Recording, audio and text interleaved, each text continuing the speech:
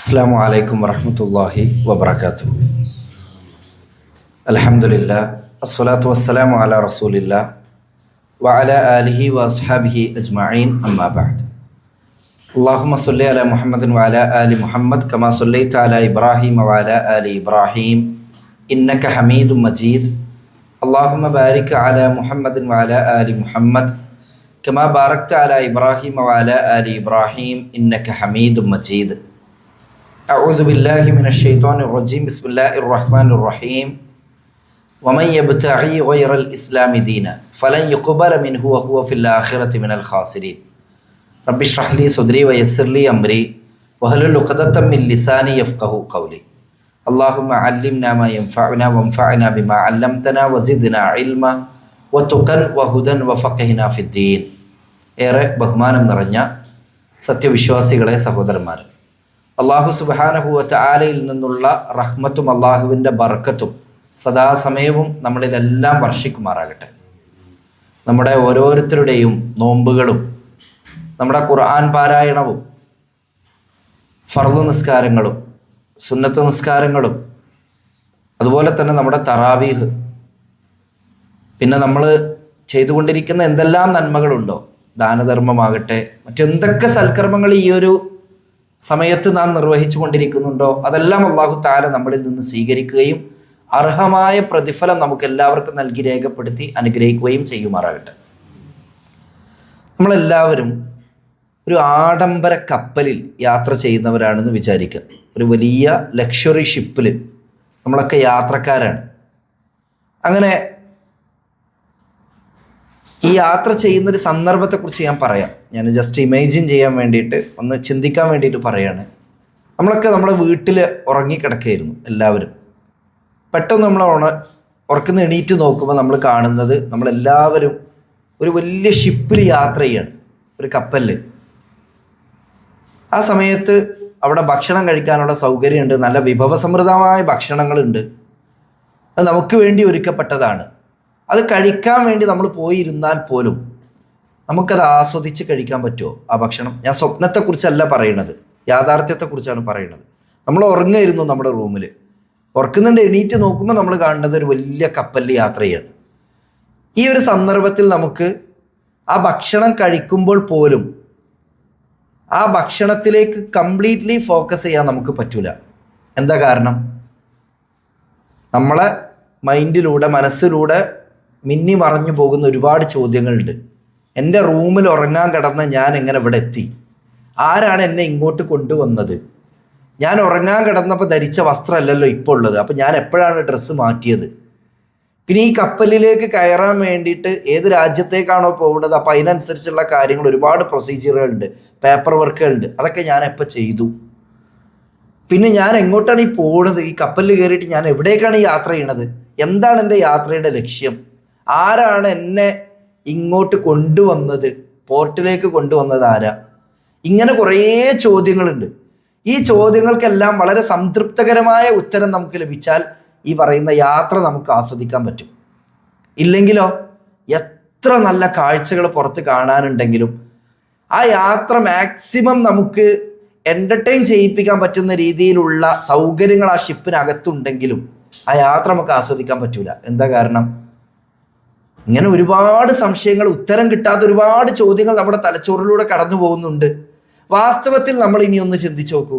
നമ്മുടെ ഉമ്മയുടെ ഗർഭപാത്രത്തിൽ നിന്ന് ഈ ഭൂമിയിലേക്ക് ഭൂജാതരായ നമ്മളെ സംബന്ധിച്ചിടത്തോളം, കടന്നു വന്ന നമ്മളെ സംബന്ധിച്ചിടത്തോളം നമ്മളോട് ചോദിക്കേണ്ട അടിസ്ഥാന ചോദ്യങ്ങളാണ് ഇതൊക്കെ. ഞാൻ ശരിക്കും ആരാണ്? ഞാൻ എവിടെ നിന്ന് വന്നതാണ്? ആരാണ് എന്നെ ഈ രൂപത്തിലേക്ക് ആക്കിയത്? എന്തുകൊണ്ട് ഞാൻ ഇന്ത്യയിൽ, കേരളത്തിൽ ജനിച്ചു?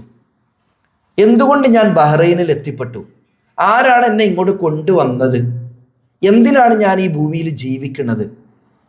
ഞാൻ നന്മകൾ ചെയ്യുന്നുണ്ടെങ്കിൽ അതെന്തിനു വേണ്ടി?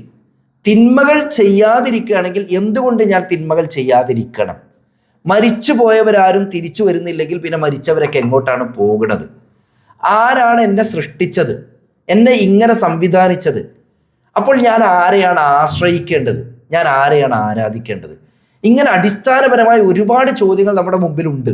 ഈ ചോദ്യങ്ങൾക്കെല്ലാം സംതൃപ്തകരമായ ഉത്തരം നൽകാൻ നമ്മുടെ മുമ്പിലുള്ള ഏതെങ്കിലും ഇസങ്ങൾക്ക് അല്ലെങ്കിൽ ഐഡിയോളജികൾ, പ്രത്യയശാസ്ത്രങ്ങൾ, മതങ്ങൾ ഇതിന് കൃത്യവും വ്യക്തവുമായ ഉത്തരം നൽകാൻ കഴിയുന്നുണ്ടെങ്കിൽ തീർച്ചയായിട്ടും നമ്മുടെ മനസ്സ് അതിലേക്ക് ചാഞ്ചാടും. പക്ഷെ പലപ്പോഴും ഈ പറയപ്പെട്ട അടിസ്ഥാന ചോദ്യങ്ങൾക്കുള്ള ഉത്തരം കണ്ടെത്താൻ നമ്മളാരും ശ്രമിക്കുന്നില്ല എന്നതാണ് സത്യം. എപ്പോഴും നമ്മൾ ചിന്തിക്കുന്നത് എന്താ, അതൊക്കെ എന്തിനാണ് ഞാൻ ചിന്തിക്കുന്നത്? എനിക്ക് എന്തെങ്കിലും ഒരു കാര്യം നന്മ എന്ന് തോന്നുന്നുണ്ടെങ്കിൽ ഞാനത് പ്രവർത്തിക്കും. ഒരു കാര്യം എനിക്ക് തിന്മ എന്ന് തോന്നുന്നുണ്ടോ, മറ്റുള്ളവർക്ക് എന്ത് തോന്നുന്നു എന്നുള്ളതല്ല. ഒരു കാര്യം എനിക്ക് തിന്മ എന്ന് തോന്നിയാൽ ഞാനത് ചെയ്യൂല, ഒരു കാര്യം എനിക്ക് നന്മ എന്ന് തോന്നിയാൽ ഞാനത് ചെയ്യും. അങ്ങനെ ഓരോരുത്തരുടെ ഇഷ്ടം അനുസരിച്ച് ജീവിച്ചോട്ടെ. എന്തിനാണ് ഓരോ കാര്യത്തിൽ പോയിട്ട് അതാണ് നന്മ, അത് ചെയ്തോളി, ഇത് തിന്മയാണ്, ഇത് ചെയ്യരുത് എന്നൊക്കെ പറയുന്നത്? അതൊക്കെ ഓരോരുത്തരുടെ ചോയ്സ് അല്ലേ? നിങ്ങൾ എന്തിനാണ് ഈ മതങ്ങളുമായി വന്ന് ആളുകൾക്കിടയിൽ കാര്യങ്ങളെ കൺജസ്റ്റഡ് ആക്കുന്നത്, ഡിഫിക്കൽട്ടീസ് സൃഷ്ടിക്കുന്നത്? എന്തിനാണ് ആളുകളെ പ്രയാസത്തിലാക്കുന്നത്? നിങ്ങൾ ഈ മതങ്ങൾ ഉപേക്ഷിക്കൂ, ഇസങ്ങൾ ഉപേക്ഷിക്കൂ, എന്നിട്ട് മനുഷ്യരായി ജീവിക്കാൻ ശ്രമിക്കൂ. ഇതാണ് പലപ്പോഴും ഇവിടെയുള്ള ലിബറലിസം പോലെയുള്ള ഐഡിയോളജികൾ, പ്രത്യയശാസ്ത്രങ്ങൾ മനുഷ്യരോട് പറയുന്നത്. കേൾക്കുമ്പോൾ തോന്നും ഭയങ്കര വലിയ സംഭവമാണ് ഈ പറയുന്നത്, എന്തോ ഭയങ്കര വലിയ മാനവികമായ സന്ദേശം ഉൾക്കൊള്ളുന്ന കാര്യങ്ങളാണ് ഈ പറഞ്ഞുകൊണ്ടിരിക്കുന്നത് എന്ന്. സത്യത്തിൽ ഞാൻ പറഞ്ഞല്ലോ, ഞാൻ എൻ്റെ സംസാരം തുടങ്ങിയതുപോലെ, ഈ ഉദാഹരണം വെച്ച് തുടങ്ങിയതുപോലെ അതുകൊണ്ടാണ്. ആ യാത്ര ആസ്വദിക്കാൻ നമുക്ക് പറ്റണമെങ്കിൽ ഈ പറയുന്ന അടിസ്ഥാന ചോദ്യങ്ങൾക്ക് ഉത്തരം കിട്ടണം. നമ്മുടെ ജീവിതം നമുക്ക് ശരിക്കും ആസ്വദിക്കാൻ പറ്റണമെങ്കിൽ ഞാൻ ആരാണ്, എവിടെ നിന്ന് വന്നവനാണ്, എങ്ങോട്ടാണ് പോകുന്നത്, എന്താ നന്മ, എന്താ തിന്മ, ആരെ ആരാധിക്കണം, ആരാണ് എന്നെ ഇങ്ങോട്ട് കൊണ്ടുവന്നത്, മരിച്ചവരാരും തിരിച്ചു വരുന്നില്ലെങ്കിൽ മരിച്ചവരൊക്കെ എവിടേക്ക് പോകുന്നു, ഞാൻ ചെയ്ത നന്മയുടെ പൂർണ്ണ പ്രതിഫലം എവിടെ നിന്നാണ് കിട്ടുക, ഈ ഭൂമിയിൽ ഒരുപാട് അതിക്രമങ്ങളും തീവ്രവാദവും ഭീകരവാദവും ഒക്കെ സൃഷ്ടിക്കുന്ന ആളുകളുണ്ട്, അവർക്കെല്ലാം കൃത്യമായ ശിക്ഷ എവിടെ നിന്നാണ് ലഭിക്കുക, അല്ലേ? ജെഫ്രി എപ്സ്റ്റീൻ എന്ന് പറയുന്ന എപ്സ്റ്റീൻ ഫയൽസ് പുറത്തു വന്നപ്പോൾ നമ്മൾ കേട്ട പേരാണ് ജെഫ്രി എപ്സ്റ്റീൻ. ഈ ജെഫ്രി എപ്സ്റ്റീൻ എന്ന് പറയുന്ന വ്യക്തിക്ക് കൃത്യമായ ശിക്ഷ നേടിക്കൊടുക്കാൻ ഇവിടുത്തെ കോടതികൾക്ക് കഴിയുന്നുണ്ടോ? ഇല്ല. അദ്ദേഹത്തിൻ്റെ കൈകൾ മുഖേന പിടഞ്ഞു മരിച്ച ഒരുപാട് പിഞ്ചോമന മക്കളുണ്ട്. ആ മക്കൾക്കുള്ള നീതി ഇവിടുത്തെ കോടതികൾക്ക് നേടിക്കൊടുക്കാൻ പറ്റിയിട്ടുണ്ടോ? ഇല്ല. എങ്കിൽ സമ്പൂർണമായ നീതി എവിടെ നിന്നാണ് ലഭിക്കുക? ഇങ്ങനെ കുറേ ചോദ്യങ്ങൾ നമ്മുടെ മുമ്പിലൂടെ കടന്നു പോകും. അപ്പം അതൊന്നും നമ്മൾ ചിന്തിക്കേണ്ട ആവശ്യമില്ല. മനുഷ്യൻ എന്ന് പറഞ്ഞാൽ വെറും മണ്ണ് മാത്രമാണ്, മണ്ണിൽ നിന്ന് വന്നവരാണ്, ആ മണ്ണിലേക്ക് തന്നെ തിരിച്ചു പോവും. അല്ലെങ്കിൽ നമ്മൾ കുരങ്ങിൽ നിന്നുണ്ടായവരാണ്, കുരങ്ങിൽ നമ്മൾ അങ്ങനെ മരിച്ച് തീർന്നു പോകാനുള്ളവരാണ്. നമ്മുടെ ജീവിതത്തിന് പ്രത്യേകിച്ച് അർത്ഥമൊന്നുമില്ല. നമ്മൾ നന്മകളെക്കുറിച്ചോ തിന്മകളെക്കുറിച്ചോ മരണാനന്തര ജീവിതം ഇതൊന്നും ആലോചിക്കേണ്ട ആവശ്യമില്ല. മാക്സിമം ഒരു ജീവിതമേ ഉള്ളൂ, അത് പരമാവധി നിങ്ങൾ എൻ്റർടൈൻ ചെയ്തോളി. ഇതിനെയാണ് നമ്മൾ ഇത്തരം ഒരു ആശയം നമ്മുടെ മുമ്പിലുണ്ട്. ഇപ്പോൾ ആഗ്നോസ്റ്റിസിസം എന്നാണ് സാധാരണ എന്ന് നമ്മൾ പറയാം. ആജ്ഞേയതാവാദം എന്ന് പറയും ആഗ്നോസ്റ്റിസിസം. അതായത് ജീവിതത്തിന് പ്രത്യേകിച്ച് ലക്ഷ്യങ്ങളോ അർത്ഥങ്ങളൊന്നുമില്ല. എന്തിനാണ് ജീവിക്കുന്നത്, എന്താ മരിച്ചതിന് ശേഷമുള്ളത്, അതൊന്നും നിങ്ങൾ ആലോചിക്കണ്ട, അതിൻ്റെ ആവശ്യമൊന്നുമില്ല. ദൈവം ഉണ്ടോ? ഉണ്ടെങ്കിൽ ഉണ്ടായിക്കോട്ടെ, ദൈവമില്ലേ? ഇല്ലെങ്കിൽ വേണ്ട. മതം ഉണ്ടോ? ഉണ്ടെങ്കിൽ ഉണ്ടായിക്കോട്ടെ, മതം വേണ്ട. പരലോകം ഉണ്ടോ? ഉണ്ടെങ്കിൽ ഉണ്ടായിക്കോട്ടെ, പരലോകം ഇല്ലേ? ഇല്ലെങ്കിൽ വേണ്ട. ഇതാണ് സാധാരണ നമ്മളിങ്ങനെ കണ്ടുവരുന്ന ഒരു രീതി എന്ന് പറയുന്നത് ആളുകൾക്കിടയിൽ. ഇത് പണ്ട് കാലത്തേ ഉണ്ട്. ഇപ്പോൾ ഇന്ത്യയുടെ പ്രാചീന ചരിത്രം നമ്മൾ പരിശോധിക്കുകയാണെങ്കിൽ നമ്മുടെ ഇന്ത്യയുടെ ഭാരതത്തിൻ്റെ പ്രാചീന ചരിത്രത്തിലേക്ക്, വളരെ പൗരാണികമായ ചരിത്രത്തിലേക്ക് പോയാൽ അവിടെ മതങ്ങളെ രണ്ടായിട്ടൊരു കാലത്ത് വേർതിരിച്ചതായിട്ട് കാണാൻ പറ്റും. ഒന്ന് ആസ്തിക മതങ്ങളും മറ്റൊന്ന് നാസ്തിക മതങ്ങളും. അതുണ്ട് എന്ന് പറയുന്നതെല്ലാം ആസ്തിക മതങ്ങൾ. അതുണ്ട് എന്ന് പറഞ്ഞാൽ ദൈവമുണ്ട്, പരലോകമുണ്ട്, ഇതൊക്കെ ആസ്തിക മതങ്ങളാണ്. നാസ്തിക മതങ്ങൾ എന്ന് പറഞ്ഞാൽ ദൈവമില്ല, പരലോകമില്ല എന്ന് പറയുന്ന മതങ്ങൾ. ഈ നാസ്തിക മതങ്ങളുടെ കൂട്ടത്തിൽപ്പെട്ട ഇന്ത്യയിൽ ഉണ്ടായിരുന്ന വളരെ പ്രസിദ്ധമായൊരു മതമായിരുന്നു ലോകായത ദർശനം അല്ലെങ്കിൽ ചാർവാക ദർശനം. ചാർവാകൻ എന്നു പേരുള്ള ഒരു മഹർഷി ഇന്ത്യയിൽ ഉണ്ടായിരുന്നു. അതുകൊണ്ടാണ് അദ്ദേഹം തുടങ്ങി വെച്ച ഒരു ദർശനമാണ് എന്ന നിലക്കാണ് ചാർവാക ദർശനം എന്ന് പറയുന്നത്. അത് ലോകപ്രസിദ്ധി നേടി. അതുകൊണ്ടാണ് ലോകായതം എന്ന് പറയുന്നത് എന്നാണ് ഇന്ത്യയിലെ ഭാരതീയ ചരിത്രകാരന്മാരൊക്കെ ഇത്തരം വിഷയങ്ങളെക്കുറിച്ച് സംസാരിക്കുമ്പോൾ പറയാൻ ശ്രമിക്കുന്നത്. ഞാൻ പറഞ്ഞു വരുന്നത് എന്താണെന്ന് വെച്ചാൽ, ഈ ചാർവാകന്മാർ എന്ന് പറയുന്നത് ശരിക്കും ആരാന്നറിയോ? ഇപ്പോഴത്തെ അഭിനവ എയ്ത്തീസ്റ്റുകളാണ്. അതായത് നിരീശ്വരവാദികൾ,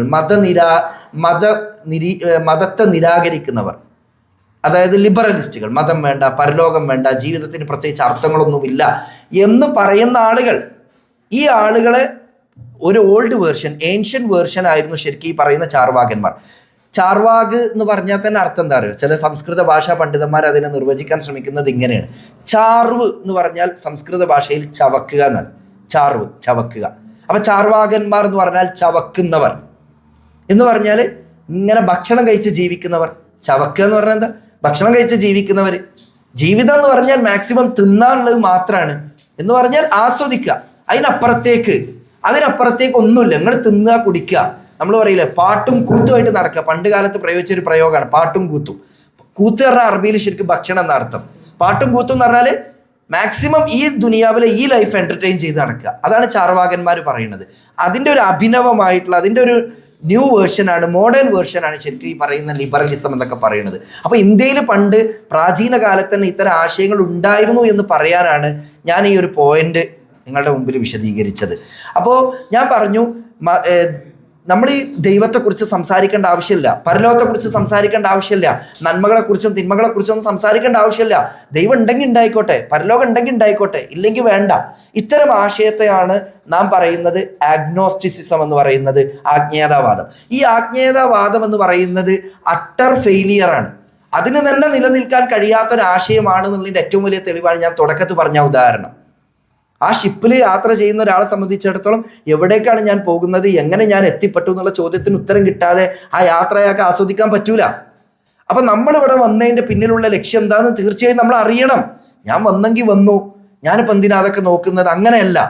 മനുഷ്യൻ കുരങ്ങിൽ നിന്ന് ഉടലെടുത്ത് പരിണമിച്ചുണ്ടായതാണെന്ന് പറയുന്ന ആളുകളെ സംബന്ധിച്ചിടത്തോളം ഈ പറയുന്ന നന്മ തിന്മ ഇതൊക്കെ എന്താണ് എന്ന് നിർവചിക്കേണ്ട ആവശ്യം പോലും ഇല്ല. അവർ പറയുന്നത് എന്താണെന്നറിയോ? ജീവിതം ആകെ ഒന്നേ ഉള്ളൂ, അത് മാക്സിമങ്ങൾ അടിച്ചു പൊളിച്ച് ജീവിച്ചോളി. നമ്മളൊക്കെ കുരങ്ങിൽ നിന്നുണ്ടായി വന്നവരാണ്. അങ്ങനെ തന്നെയാണ് പറയാൻ ശ്രമിക്കുന്നത്. ഈ ആശയത്തെ വലിയ ശാസ്ത്ര സിദ്ധാന്തമായി അംഗീകരിക്കാൻ ശ്രമിക്കുന്ന ആളുകൾ, എന്നിട്ട് അത് തലയിലേറ്റി കൊണ്ട് നടക്കുന്നവർ, അതൊക്കെ വലിയ പുരോഗമനമായ ആശയമാണ്. അങ്ങനെ ചിന്തിച്ചാലാണ് പ്രോഗ്രസീവ്നെസ് ഉണ്ടാവുള്ളൂ, പുരോഗമനം ഉണ്ടാവുള്ളൂ എന്ന് പറയുന്ന ആളുകൾ. 21-ാം നൂറ്റാണ്ടിലല്ലേ നമ്മൾ ജീവിക്കുന്നത്? ദൈവമാണ് മനുഷ്യരെ സൃഷ്ടിച്ചതെന്നൊക്കെ പറയുന്നത് ഒരു പിന്തിരിപ്പൻ ആശയമാണ്. അതൊന്നും ഈ കാലത്ത് പോസിബിൾ അല്ല, ആക്സെപ്റ്റബിൾ ആയിട്ടുള്ള കാര്യമല്ല. ഈ കാലത്ത് എന്നൊക്കെ പറഞ്ഞാൽ കുരങ്ങുന്നുണ്ടായതാണ് നമ്മൾ.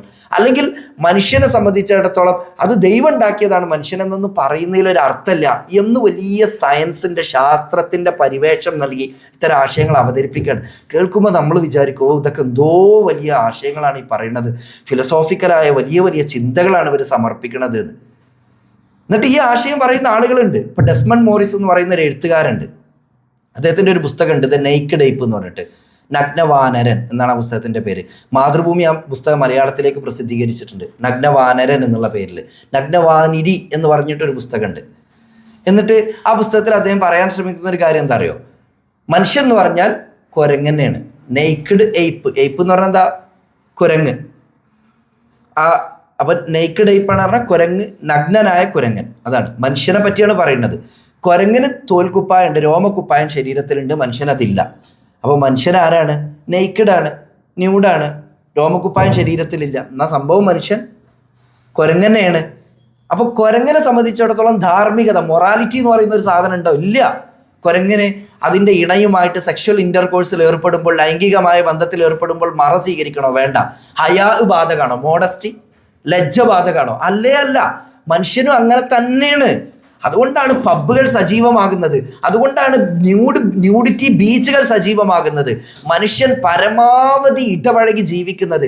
ആണെന്നോ പെണ്ണെന്നോ ഭേദഗതിയില്ല, തോന്നുന്ന പോലെ നിങ്ങൾ ആസ്വദിച്ച് ജീവിച്ചോളൂ ഈ ഭൂമിയിൽ എന്ന് പറയുന്നത് അതുകൊണ്ടാണ്. ഇതൊക്കെ ഈ പറയുന്ന ആശയം കടമെടുക്കപ്പെട്ടതാണ്. അവിടെയാണ് ഇസ്ലാം പറയുന്നത് മനുഷ്യൻ എന്ന് പറഞ്ഞാൽ വലക്കത് കറംനാ ബനി ആദം, ആദം സന്തതികളിൽ അല്ലാഹു തആല ആദരിച്ചിട്ടുള്ള ഒരു വിഭാഗമാണ് മനുഷ്യൻ എന്ന് പറയുന്നത്. ജീവിതത്തിന് കൃത്യമായ അർത്ഥമുണ്ട് എന്ന് മനുഷ്യനെ ബോധ്യപ്പെടുത്തി. നീ വെറുതെ ഇങ്ങോട്ട് വന്നവനല്ല. വമാ ഖലഖ്തുൽ ജിന്ന വൽ ഇൻസ ഇല്ലാ ലിയഅ്ബുദൂൻ. മനുഷ്യനെയും ജിന്നുവർഗത്തെയും അല്ലാഹു തആല സൃഷ്ടിച്ചത് അള്ളാഹുവിനെ ഇബാദത്ത് ചെയ്ത് ജീവിക്കാനാണ്. ഖുർആനിന്റെ 51-ാം അധ്യായം സൂറത്ത് ദാരിയാത്തിന്റെ 56-ാമത്തെ വചനമാണ്. അപ്പൊ ഇസ്ലാം വളരെ വ്യവസ്ഥാപിതമായി, വളരെ കൃത്യമായിട്ടാണ് മനുഷ്യനെ ഡിഫൈൻ ചെയ്യണത്, നിർവചിക്കണത്. ഇതിൻ്റെ ഒന്നും ആവശ്യമില്ല, എല്ലാം നമുക്ക് തന്നെ ഉൾക്കൊള്ളാൻ പറ്റുമെന്നാണ് ലിബറലിസം പോലെയുള്ള ആശയങ്ങൾ ഇപ്പൊ പറഞ്ഞുകൊണ്ടിരിക്കുന്നത്. ഒരു കാര്യം നന്മ, ഒരു കാര്യം തിന്മ എന്നൊക്കെ നമുക്ക് തന്നെ പറയാൻ പറ്റും. അതൊന്നും ദൈവം പറഞ്ഞു തരേണ്ട ആവശ്യമില്ല. എന്താ ലിബറലിസം എന്ന് ചോദിച്ചാൽ ശരിക്കും ചുരുക്കി പറയുകയാണെങ്കിൽ ഇങ്ങനെയാണ്. മനുഷ്യൻ എന്ന് പറയുന്നത് ജന്മനാ തന്നെ സ്വതന്ത്രനാണ്. ആ സ്വാതന്ത്ര്യം അവന് പരമാവധി ആസ്വദിക്കാൻ കഴിയണം, അനുഭവിക്കാൻ കഴിയണം. ഈ സ്വാതന്ത്ര്യം, ഈ ഫ്രീഡം അത് അനുഭവിക്കുന്നിടത്ത്, അത് ആസ്വദിക്കുന്നിടത്ത് മതങ്ങളോ ദൈവമോ വേദഗ്രന്ഥങ്ങളോ പ്രവാചകന്മാരോ പരലോക ചിന്തയോ കടന്നു വരാൻ പാടില്ല. ഒരു കീറാമുട്ടിയായി, ഒരു തടസ്സമായി ഉണ്ടാകാൻ പാടില്ല. മാക്സിമം എൻജോയ് ചെയ്ത് ജീവിക്കാൻ പറ്റണം. ഇതാണ് ലിബറലിസം പോലെയുള്ള ആശയങ്ങൾ മനുഷ്യരോട് നിരന്തരം പറഞ്ഞുകൊണ്ടിരിക്കുന്നത്. അവിടെയാണ് ഇസ്ലാം ഇടപെടുന്നത്. അങ്ങനെയല്ല, നിങ്ങളെ ഇങ്ങോട്ട് പറഞ്ഞയച്ചത് പടച്ച റബ്ബാണ്. നിങ്ങളുടെ ബുദ്ധിക്ക് പരിമിതിയുണ്ട്. ആദ്യം നമ്മൾ ചിന്തിക്കാൻ ശ്രമിക്കേണ്ടത് അതാണ്. എല്ലാ കാര്യങ്ങളും ആത്യന്തികമായി നന്മ തിന്മ ഇത് നമ്മളെ തലച്ചോറുകൊണ്ട് ചിന്തിക്കാൻ പറ്റൂല. നമ്മളെ തലച്ചോറുകൊണ്ട് ചിന്തിച്ചെത്തിപ്പെടാൻ പറ്റാത്ത എന്തൊക്കെ കാര്യങ്ങൾ ഈ പ്രകൃതിയിലുണ്ട്, എന്തെല്ലാം കാര്യങ്ങൾ ഈ പ്രപഞ്ചത്തിലുണ്ട്. ഇപ്പൊ നിങ്ങൾ ഫിസിക്സ് പഠിച്ചിട്ടുള്ള ഒരു അധ്യാപകനെ വിളിച്ചിട്ട് ചോദിക്കുക എന്താണ് ടോക്കിയോൺസ് എന്ന്. ടോക്കിയോൺസ് എന്ന് പറയുന്നത് ശരിക്കും ഞാനത് വിശദീകരിക്കാൻ പോകുന്നില്ല. പലപ്പോഴും ശാസ്ത്രം പഠിച്ച, ഫിസിക്സ് പഠിച്ച അധ്യാപകർക്ക് പോലും ടോക്കിയോൺസിനെ നിർവചിക്കാൻ പറ്റൂല.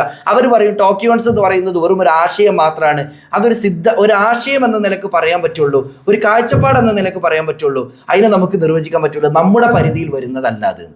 എന്ത് മനസ്സിലായി? ശാസ്ത്രം പഠിച്ചവർക്ക് പോലും അറിയാം നമ്മുടെ ബ്രെയിനിന് പരിമിതിയുണ്ട്. നമ്മുടെ ബ്രെയിനിന് പരിമിതിയുണ്ട്. We only have the pixel, Allah has the picture എന്ന് പറയാറുണ്ട്. നമ്മളൊരു ഫോട്ടോ എടുത്തു കഴിഞ്ഞാൽ ആ ഫോട്ടോ ഇങ്ങനെ സൂം ചെയ്ത് ഇങ്ങനെ ഉള്ളിലേക്ക് പോകുമ്പോൾ അതിങ്ങനെ പിന്നെ കുറേ ചെറിയ ചെറിയ കള്ളികളാവാൻ തുടങ്ങും. അതിനാണ് പിക്സൽ എന്ന് പറയാം. V only have the pixel. ഈ പറയുന്ന ചെറിയ ചെറിയ കള്ളികൾ മാത്രമാണ് നമ്മുടെ കയ്യിലുള്ളത്. അള്ളാഹ് ഹാസ് ദ പിക്ചർ. ആ പിക്ചർ മൊത്തമുള്ളത് അള്ളാഹിൻ്റെ അടുക്കലാണ്. അതുകൊണ്ട് ഒരു കാര്യം ആത്യന്തികമായി നന്മ തിന്മ എന്ന് വേർതിരിക്കാൻ നമുക്ക് കഴിയൂല. കാരണം നമ്മുടെ തലച്ചോറിന് പരിമിതിയുണ്ട്. അത് നമ്മൾ ആദ്യം മനസ്സിലാക്കുക. അതുമാണ് അള്ളാഹ് പറഞ്ഞത് അസാൻ തക്റഹു ഷൈഅൻ വഹുവ ഖൈറുൽ ലക്കും അസാൻ തുഹിബ്ബു ഷൈഅൻ വഹുവ ശർറുൽ ലക്കും. ഒരു കാര്യം നിങ്ങൾക്ക് ഖൈറാണ് നിങ്ങൾ വിചാരിക്കും, പക്ഷെ അത് നിങ്ങൾക്ക് ഷർറായിരിക്കും. ഒരു കാര്യം നിങ്ങൾക്ക് ഷർറാണ് എന്ന് നിങ്ങൾ വിചാരിക്കും, പക്ഷെ അത് നിങ്ങൾക്ക് ഖൈറായിരിക്കും. അപ്പോൾ ആത്യന്തികമായി കാര്യങ്ങൾ അറിയുന്നത് ആരാണ്? അള്ളാഹു ആണ്. അള്ളാഹുവിനാണ് പറഞ്ഞുതരാൻ പറ്റുള്ളൂ. അതുകൊണ്ട് തന്നെ അള്ളാഹു തആല എന്താണ് നന്മ, എന്താണ് തിന്മ, എന്താണ് നീതി, എന്താണ് അനീതി, എന്താണ് ദുനിയാവ്, എന്താണ് ആഖിറം, ഇതെല്ലാം വളരെ വ്യവസ്ഥാപിതമായി കൃത്യമായി വേർതിരിച്ച് കാണിച്ചിട്ട് നമുക്ക് വേദഗ്രന്ഥങ്ങൾ അവതരിപ്പിച്ചു തന്നു. അതിൽ അവസാനത്തെ വേദഗ്രന്ഥമായി അള്ളാഹു ഖുർആനിനെ ഇറക്കി തന്നു. അതുകൊണ്ടാണ് ഖുർആനിന് അള്ളാഹു തആല ഫുർഖാൻ, സത്യാസത്യ വിവേചന പ്രമാണം എന്ന പേര് തന്നെ കൊടുത്തത്. കാരണം ഖുർആൻ കൃത്യമായിട്ട് എന്താ നന്മ, എന്താ നീതി, എന്താ അനീതി, എന്താ തിന്മ, ഇതെല്ലാം വ്യവച്ഛേദിച്ച് കാണിച്ചു തരുന്നുണ്ട്. റസൂലുള്ളാഹി സ്വല്ലല്ലാഹു അലൈഹി വസല്ലം ജീവിതം കൊണ്ട് അത് കാണിച്ചു തന്നു. അതുകൊണ്ട് ആദ്യം നമുക്ക് വരേണ്ടത് എന്താ പറയുക, ഒരു വിനയം വേണം. ഞാൻ മനുഷ്യനാണ്, എനിക്ക് പരിമിതിയുണ്ട്, എൻ്റെ തലച്ചോറിനും പരിമിതികളുണ്ട്. പദാർത്ഥ പ്രപഞ്ചത്തെക്കുറിച്ച്, ഈ മെറ്റീരിയലിസ്റ്റിക് വേൾഡിനെ കുറിച്ച് മാത്രം പഠിക്കാനാണ് എൻ്റെ തലച്ചോറ് ഉപയോഗിച്ച് കഴിയുകയുള്ളൂ. പദാർത്ഥാതീതമായ കാര്യങ്ങളെക്കുറിച്ച് പഠിക്കാനോ അറിയാനോ ഈ തലച്ചോറിന് പരിമിതിയുണ്ട്, കഴിയൂല എന്ന് തിരിച്ചറിയാനുള്ള ഒരു തിരിച്ചറിവ്, ഒരു ബുദ്ധി, കേവലമായൊരു ബുദ്ധി, അത് നമ്മുടെ തലച്ചോറിന് ആദ്യം നമ്മൾ ഉണ്ടാക്കിയെടുക്കുക. അവിടെയാണ് വിനയം സാധ്യമാകുന്നത്. എല്ലാം എനിക്ക് അളക്കാൻ പറ്റും, എനിക്ക് മനസ്സിലാക്കാൻ പറ്റും എന്ന് പറയുന്നത് തന്നെ ഏറ്റവും വലിയ ഫെയിലിയർ ആയിട്ടുള്ള ആശയമാണ്. നിങ്ങൾ ആലോചിച്ച് നോക്കൂ, ന്യൂട്ടൻ്റെ 3 ചലന സിദ്ധാന്തങ്ങൾ പലപ്പോഴും സ്കൂൾ പാഠപുസ്തകങ്ങളിൽ പഠിച്ചവരാണ് നമ്മൾ. ന്യൂട്ടൻ്റെ 3 ചലന നിയമങ്ങൾ, 3 ഫണ്ടമെൻ്റൽ പ്രിൻസിപ്പിൾസ് ഉണ്ട്.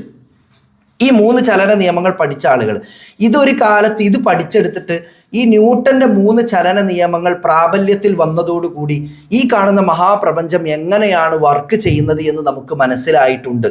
അതുകൊണ്ട് ഇനി ഒരു ദൈവത്തിൻ്റെ ആവശ്യമില്ല എന്ന് പറഞ്ഞ് രംഗത്ത് വന്ന ഒരാളായിരുന്നു യൂറോപ്പിൻ്റെ ചരിത്രത്തിൽ, പ്രത്യേകിച്ചും 18-ാം നൂറ്റാണ്ടിൻ്റെയും 19-ാം നൂറ്റാണ്ടിൻ്റെയും ചരിത്രം വായിക്കുമ്പോൾ നമ്മൾ കാണുന്ന ഒരാൾ ഫ്രെഡറിക് വിൽഹം നീഷെ എന്ന് പറയുന്ന ഒരാൾ. അദ്ദേഹം പറഞ്ഞത്, ന്യൂട്ടൺ പറഞ്ഞു തന്നിട്ടുണ്ട് എങ്ങനെയാണ് ഈ പ്രപഞ്ചം വർക്ക് ചെയ്യുന്നത്, അതുകൊണ്ട് ഇനിയൊരു ദൈവത്തിൻ്റെ ആവശ്യമില്ല എന്ന്. ഒരാൾ പറയാണ്, ഈ ബസ് എങ്ങനെ ഓടിക്കണമെന്ന് എനിക്കറിയാം, എങ്ങനെ ഓടിക്കണേ?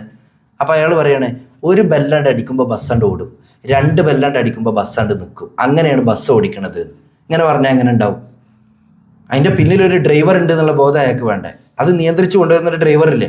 ഇതേപോലെ പ്രകൃതി എങ്ങനെയാണ്, പ്രപഞ്ചം എങ്ങനെയാണ് വർക്ക് ചെയ്യണത് എന്നുള്ള അതിൻ്റെ മാത്തമെറ്റിക്കൽ ആയിട്ടുള്ള കാൽക്കുലേഷൻ നമുക്ക് മനസ്സിലാക്കാൻ പറ്റിയെന്ന് വിചാരിച്ചിട്ട് ഇതിൻ്റെ പിന്നിൽ പ്രപഞ്ചത്തിനൊരു നാഥല്ല എന്ന് പറയില്ല.